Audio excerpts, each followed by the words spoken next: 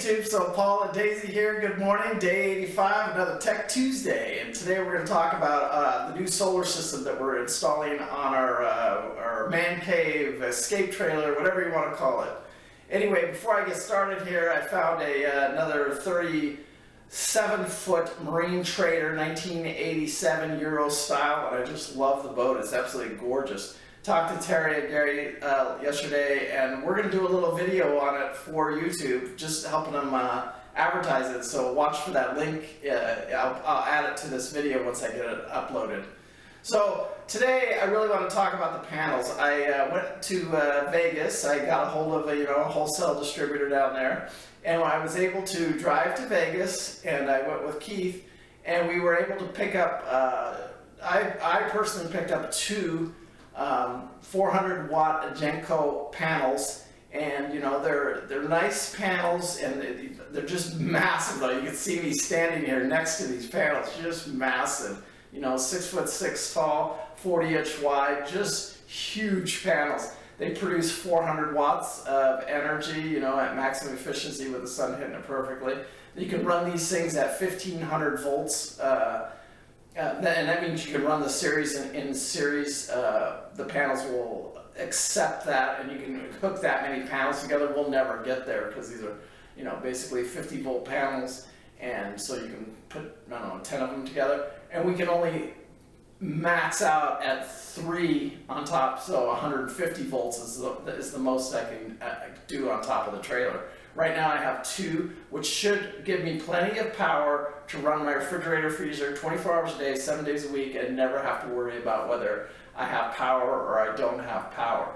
So right now we're waiting for the inverter. I've got the panels installed here. You can see this right here. I got them installed last week, and literally all I used was 3-inch 3-inch pieces of aluminum, 1.5 by 1.5 inch. And then I just stuck some spacers, some 3/4 inch spacers on the top of the roof, set the panel down there, and then just literally screwed in my 1.5 by 1.5 aluminum, and just used tech screws and screwed them right down to the roof and screwed them right into the side of the panel. Super, super easy to do. Probably took me about 2 hours, an hour a panel once I had a plan. Now you can see, I'll put the link here because this is my last solar system I did, and it was the ZAMP system that I converted over to a regular system, a permanently mounted system. So I had a little experience with this. I kind of know what I'm doing. I did the same exact thing with those panels. The only thing I didn't do with those panels, I didn't leave the gap, the air gap underneath the panels. It's important that you leave that air gap. You can't just put the panel straight down to the roof because they need that to make them more efficient. They've got to have air flowing underneath them and along the top of them, because it keeps the temperature down in the panel. Those panels get very hot when they're out in the sun. So that air gap is super, super important.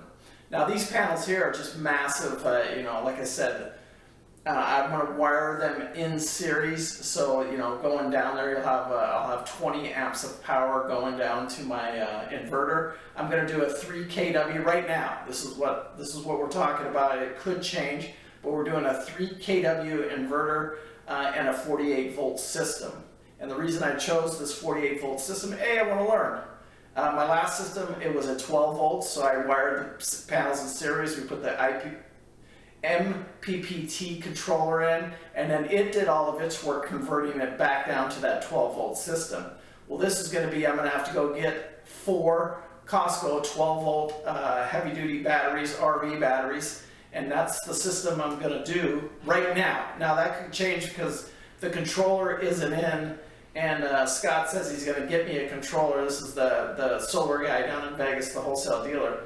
He says my controller, we're waiting for the shipping on the controller, but if it takes too long or they don't come in, and it takes another month or 2 to get them because of all this stuff that's going on, I may go with a different system, and then we'll convert it at them. But we will not be doing 12 volt. It'll either be 24 volt or a 48 volt system. And what we mean by that is I either have to put 2 12 volt batteries in series into the system. I really need 4 batteries. If I want to be, especially for Alabama, because when you get to Alabama and you got that cloud cover, you may have to go a day or 2 without any charge really, or a whole lot of charge in your batteries. So that's why it's important for me to go with these massive panels to charge the batteries up very, very quickly, and then be able to run my system efficiently and maximize everything.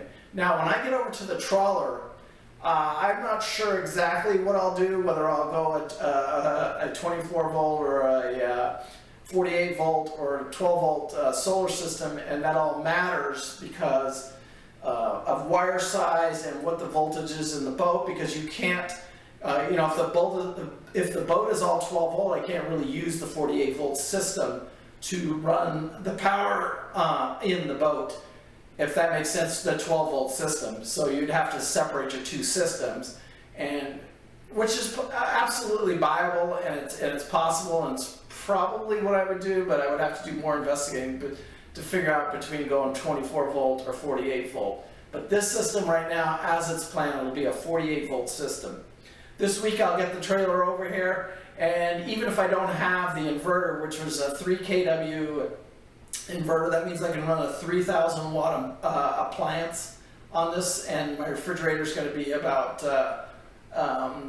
200 watts of power is what it's going to require. So I still have a lot of power there, because you can possibly even run a small jet air conditioner for a while with it, so that's pretty awesome.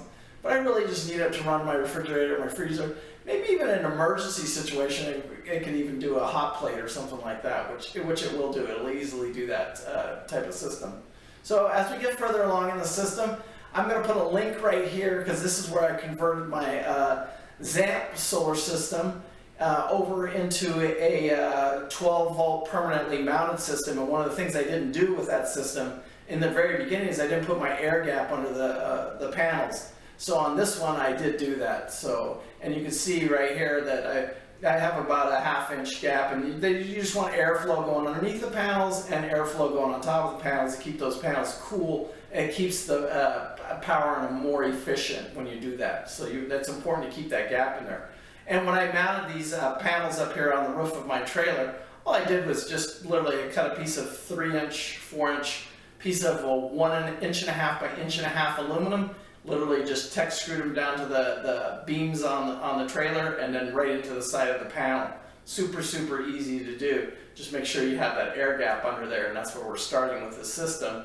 And so this week I'll probably bring the trailer over and see if we can start mounting our electrical box and our outlets in the trailer. Something pretty inexpensive that I can do. Get my breakers all mounted so that when the controller, and it really won't matter what controller I go with, even if the one doesn't work out with Scott over there from the Vegas dealer, you know, you can pick one up just about anywhere. It's just, I liked his system. He really talked it up a little bit, and you know, and so that's why I'm going to try and go with it. If he gets them in time, and I can use it, I will. If not, we'll find one. We'll get one here, and that'll determine. So I won't buy my batteries until I've got the system, because I want to know if I can go 48 volts or 24 volts. This particular system, I really do want to do a 48 volt system, because I do want to use 4 batteries, but it doesn't matter. I can go 12 volts I can go 24 volt and do my 4 6-volt batteries, which would be a freaking awesome system. Or I can do the 4 12-volt batteries and do the 48-volt system. But right now, my plan is to do 4 batteries on a 48-volt system. So, we'll do a bunch of tests on it. We'll keep you guys informed. A super fun project to do here. And I love solar, so it gives me something to do, and I learning, you know, I learn about my Bitcoin and I learn about solar, so it's super exciting for me. And especially as we get closer to doing the trawler, I think it's important, not necessarily to have free energy, but being as energy efficient as possible, and you know, off the grid type stuff. I just love that. It's just, I really do love it. So anyway, Paul Bates, Daisy, peace out. You guys have a great day. We love you, and we will see you tomorrow for a Wisdom Wednesday. I'm going to talk more about the boats and what kind of price range and stuff like that you can be really looking at, and what size and stuff like that, and the plans for like the Great Loop and stuff like that. So anyway, Paul Bates, Daisy, love you guys. Peace out. And we will talk to you tomorrow for another Wisdom Wednesday. Thanks. Bye.